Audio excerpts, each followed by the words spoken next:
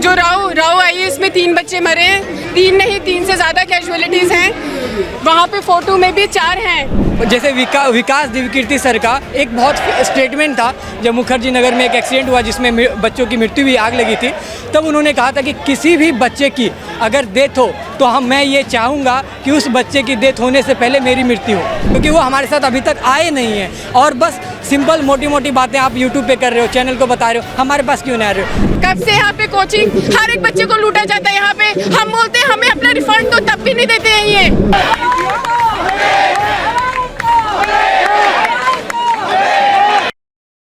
नमस्कार, मेरा नाम हसन रजा है। आप देख रहे हैं तेज तर्रार। इस वक्त मैं मौजूद हूं दिल्ली के ओल्ड राजेंद्र नगर में, जहां पर कोचिंग हादसा हुआ था और यहीं पर 3 छात्रों की दर्दनाक मौत हो गई थी।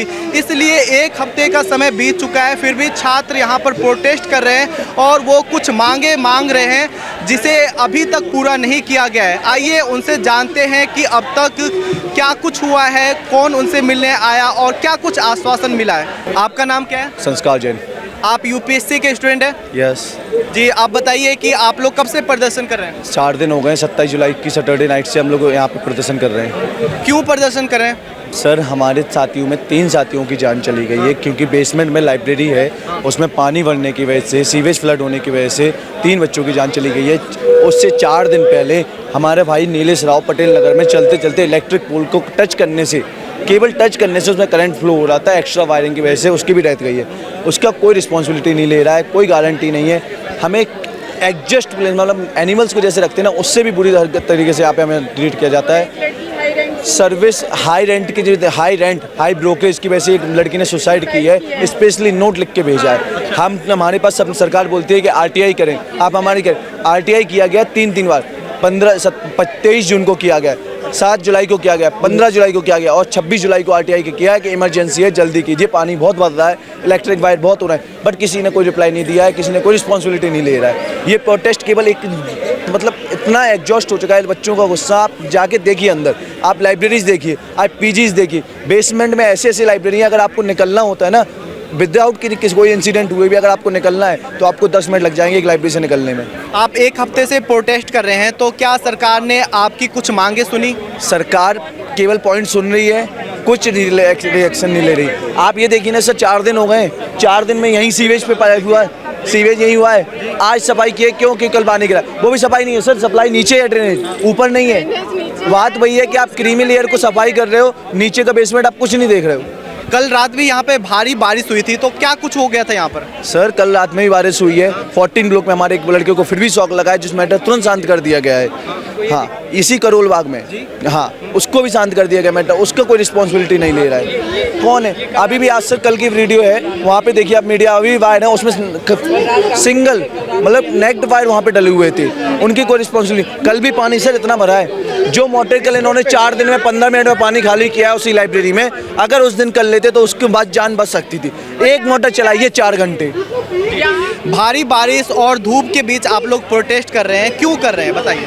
देखिए, सबसे पहली बात मैं ये कहना चाहती हूँ, ये जो प्रॉब्लम है ये आज से नहीं है, ये बहुत देर पहले से हो रही है। आप यहाँ पे देखो कि कितने इलीगल तरीके से यहाँ पे सीमेंट्री की गई है। यहाँ पे जो बेसमेंट का पानी है उसके जो नाले हैं वो नीचे हैं, इन्होंने इनके ऊपर सीमेंट्री कर दी ताकि पानी कहीं से जाए ना, और यहाँ पे पुल बन रहा है। कल रात को हम यहाँ पे थे, इतना पानी हमारे नेक लेवल से ऊपर पानी जा रहा है। और दूसरी बात मैं कहना चाहती हूँ कि यहाँ पे रेंट इतने हाई है, हमने यहाँ पे कुछ प्रोविजंस चेंज करने के लिए बोला है। ये 7 point demand of aspirants, 7 points demand of aspirants, जहाँ पे हैं इंसिडेंट स्पेसिफिक डिमांड्स।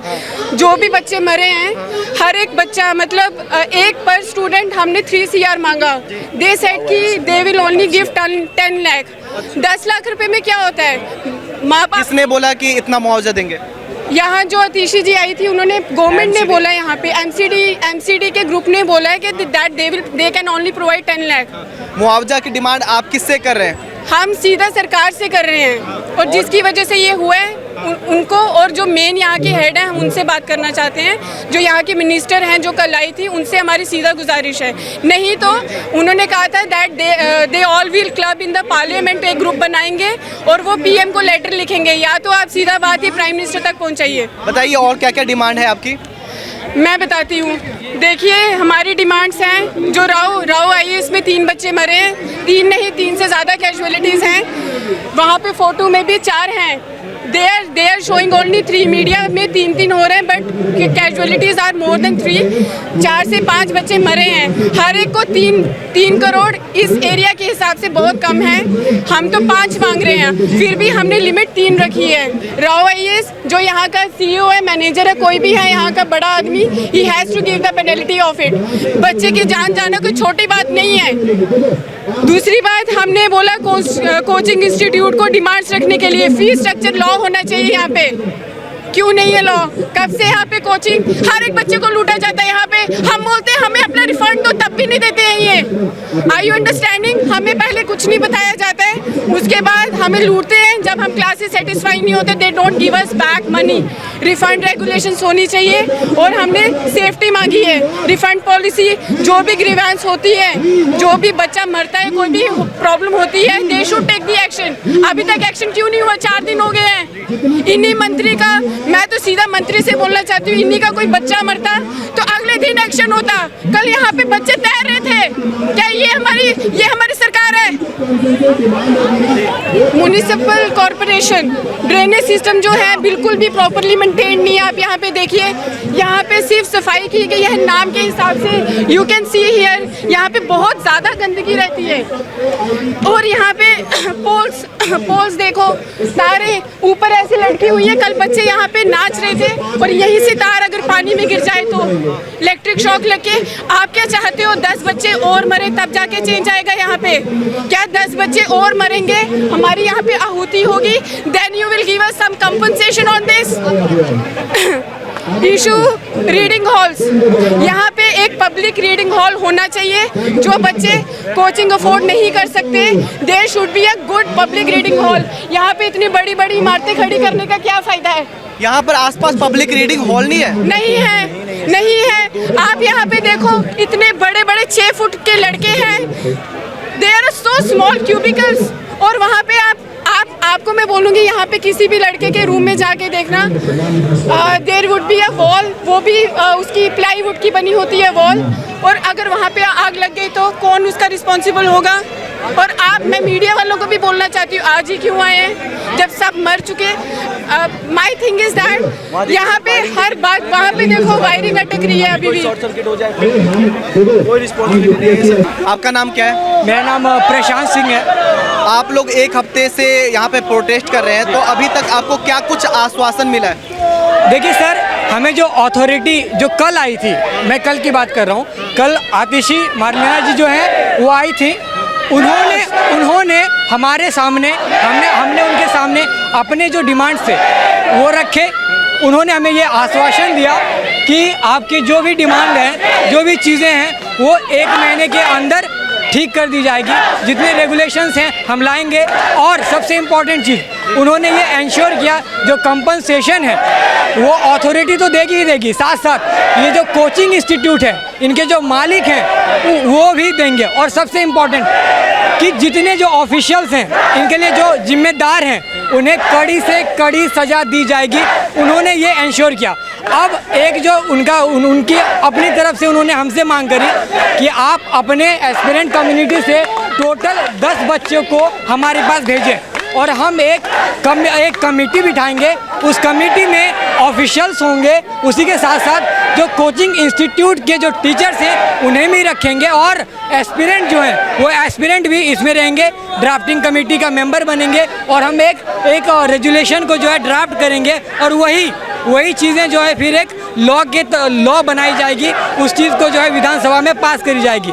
और अभी जो हमने कल डिमांड रखी, उसी के साथ जो LG हैं, हमारे लेफ्टिनेंट गवर्नर हैं दिल्ली के, उन्होंने एक प्रेस नोट रिलीज़ किया है जिसमें हमारे जो डिमांड्स हैं वो डिमांड उन्होंने उसमें लिखी है, लेकिन जो डिमांडें उन्होंने नहीं लिखी है। फॉर एग्जांपल, हमने कंपनसेशन की जो बात करी थी, हमने बोला कि 5 करोड़ रुपए मिलने चाहिए 5 बच्चों को, लेकिन उसमें साफ साफ मेंशन है कि हम 3 बच्चों को देंगे और वो भी बड़ा वेग शब्दों का इस्तेमाल किया गया है कि जो फेयर कंपनसेशन होगा वो मिलेगा, लेकिन हमारी जो मांगे हैं वो क्लियर कट है कि 5 करोड़ रुपए हर एक जो बच्चे की मृत्यु हुई है, हमारे दोस्तों की मृत्यु हुई है, उन बच्चों को मिलनी चाहिए, वो भी इमीडिएटली मिलनी चाहिए। इसमें कोई टाइम फ्रेम नहीं होनी चाहिए। और बाकी जो चीज़ें हैं उसमें उसके लिए हमें रिटर्न दिया जाना चाहिए। रिटर्न में ये बातें बताना चाहिए कि कब तक हमारे डिमांड पूरी की जाएगी और किस तरह से पूरी की जाएगी, ये हमें बताना।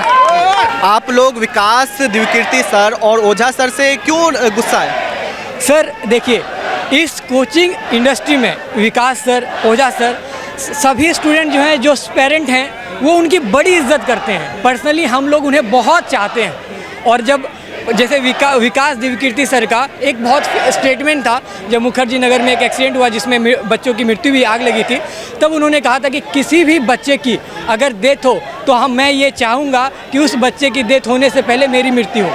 तो आज सर बताइए कि जब इतना बड़ा हादसा हो गया है तो क्या उनकी ये जिम्मेदारी नहीं है कि एटलीस्ट वो आकर हमसे बात करते, हमें संवेदनशीलता देते, हमें ये बताते, कंडोलेंस करते कि भाई देखो कोई बात नहीं, हम लोग आपके साथ हैं। आज सर इतने दिन हो गए, बच्चे भूखे प्यासे इस रास्ते पे हैं, कभी पानी नहीं है पीने के लिए, खाने के लिए खाना नहीं है, इसके बाद भी वो लोग आए नहीं। और इस हादसे के बाद विकास दिव्यकीर्ति सर और ओझा सर यहाँ पे नहीं आए क्या? सर अभी तक नहीं आए। उन्होंने यूट्यूब पे जो है बस एक वीडियो रिलीज़ किया जिसमें ओझा सर ने ये मोटी मोटी बातें की, तुम्हें लॉ बनानी चाहिए, ये हमारे 4 मुद्दे हैं, इस पर बात होनी चाहिए। वो हम कहते हैं बस हमारी इतनी मांग है। सर आप ये सारी चीज़ें, एक तो बहुत लेट आए, आप हमारे पास क्यों नहीं आते हैं? हमारे साथ आकर कहिए ना, यहाँ पे लोग खड़े हैं, हम लोग बैठे हुए हैं, आप ऐसे कहिए, कंधे से कंधे मिलाकर कहिए कि हम तुम्हारे साथ हैं, जो भी चीज़ें ज़रूरत है, जो भी चीज़ें होंगी, हम सब के लिए आपके साथ खड़े रहेंगे। क्यों नहीं कह रहे हैं? ये तो सर सिंपल बात है। आप हमारे इस इंडस्ट्री के इतने बड़े फिगर हैं, लोग इतना प्यार करते हैं, बच्चे इतना प्यार करते हैं, तो आप बताइए, अगर हम आपसे प्यार करते हैं तो आपसे उम्मीदें करते हैं, तो आपकी भी तो ये अकाउंटेबिलिटी है कि बच्चों की जो ग्रीवेंसेस हैं, जो ये हादसा हुई है, उस हादसे का अकाउंटेबिलिटी लें और ये कहें कि देखिए जो इस चीज़ के लिए ज़िम्मेदार हैं, हम उन सभी के खिलाफ जो है कड़ी से कड़ी एक्शन की मांग करेंगे। हम सभी बच्चों के साथ हैं। तो ये सर, ये सारे बच्चों की ये सर जो अंदर से एक कह सकते हैं, गुस्सा कह सकते हैं, इसीलिए है बस क्योंकि वो हमारे साथ अभी तक आए नहीं हैं। और बस सिंपल मोटी मोटी बातें आप यूट्यूब पे कर रहे हो, चैनल को बता रहे हो, हमारे पास क्यों नहीं आ रहे हो? जिनसे बातें करनी चाहिए आप उनसे बात करते ही नहीं हैं। तो ये सर यही सारी दिक्कत। विकास दिव्यकीर्ति सर और ओझा सर को आप क्या संदेश देना चाहेंगे?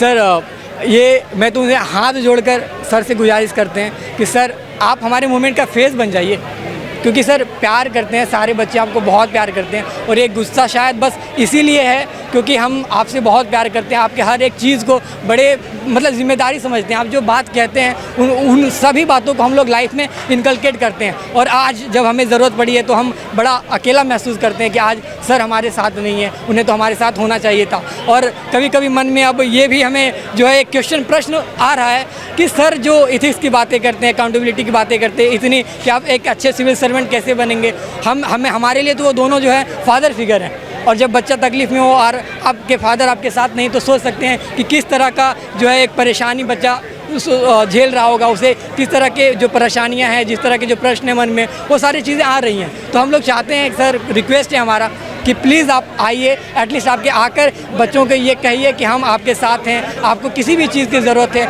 आपके साथ हम खड़े रहेंगे। बस इतनी ही डिमांड है। और हम उनसे क्या चाहते हैं? गुस्सा बस इसी चीज़ के लिए। आपका नाम क्या है? मेरा नाम हिमांशु ओझा है। आप यूपीएससी के छात्र हैं? बिल्कुल। अब तक क्या कुछ हुआ है? क्या सरकार की अब तक क्या कुछ हुआ है? क्या सरकार ने आपकी मांग मानी है? बिल्कुल, हमारी मांगें पार्शियल तरीके से मानी गई हैं, जिसमें एक कंसर्न ये था कि एक जगह हमको ऐसी प्लेस प्रोवाइड की जाए, और उसको लेके कल रोहिणी और नरेला में लोकेशन के बारे में एलजी साहब ने बात करी है। लेकिन और सारे इशूज़ उसी तरह रुके हुए हैं। सबसे बड़ी चीज़ है कि हमारे पास जो हमें इमीडिएट रिक्वायरमेंट है वो कोई बात सुनने को तैयार नहीं हो रहा है कि ये जो यहाँ का जो ब्रोकरेज सिस्टम है उसको, क्योंकि अगर मान लीजिए लोकेशन हम चेंज करते हैं तो सिस्टम तो वैसे ही रहने वाला है। दूसरी चीज़, बच्चे का मेंस है, आपने लाइब्रेरी सील कर दी, अब वो रेंट ऊपर वाली जो फर्स्ट फ्लोर की लाइब्रेरी है उन्होंने थर्ड टाइम कर दिया, वो कैसे मैनेज होगा? उसके लिए कोई सुनने के लिए तैयार नहीं है। अगर हम रूम चेंज कर रहे हैं तो वो हमारा डबल ट्रिपल जो एक्सपेंस आ रहा है वो कैसे मैनेज होगा? वो कोई सुनने को तैयार नहीं है। तीसरा, बच्चा जब घर से बाहर है तो ऑलरेडी एक तरीके से थ्रेड है, लोकल लोगों के साथ एक क्लैशिंग दिख रही है, उसके लिए भी हमें कोई ऑप्शन नहीं दिख रहा है। ये सारे चैलेंजेस हैं। चौथी चीज़, एजुकेशन के माफिया जो बैठे हुए हैं, इनको भी तो हमें एड्रेस करने की ज़रूरत है।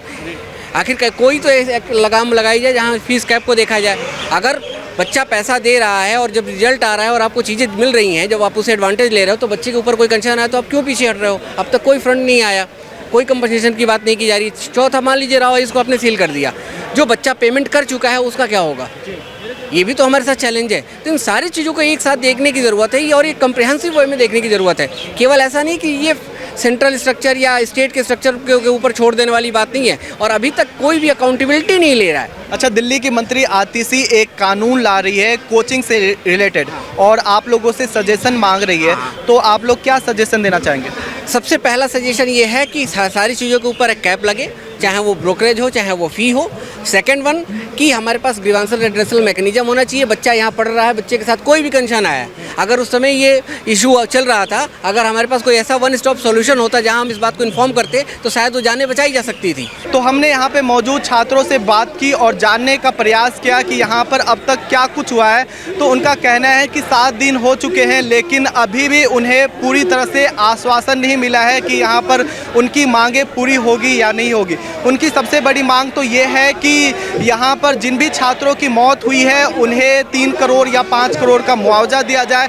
इसके साथ ही यहाँ पर जितनी भी बेसमेंट में लाइब्रेरी और कोचिंग चल रही है वो उसको बैन किया जाए, और इसके साथ ही यहाँ पर सेफ्टी मेजर को ठीक किया जाए। इसके साथ भी और भी मांगे हैं जिन्हें पूरा करने के लिए वो यहाँ पर प्रोटेस्ट कर रहे हैं। उनकी मांग है कि जल्द से जल्द उनकी मांगें पूरी की जाए। इस खबर पर आपकी क्या राय है कमेंट करके बताएं, और बाकी खबरों के लिए देखते रहे तेज तर्रार। कैमरामैन नरेश कुमार के साथ मैं हसन रजा। अगर आपको हमारी ये वीडियो पसंद आई हो तो इसे लाइक एंड शेयर करना बिल्कुल भी ना भूलें। इसके साथ ही हमारे चैनल तेज तर्रार को जरूर सब्सक्राइब करें, और हाँ, बेल आइकन को दबाना बिल्कुल भी मत भूलिएगा, जिससे दिल्ली से जुड़ी तमाम खबरों की नोटिफिकेशन सबसे पहले आप तक पहुंचे।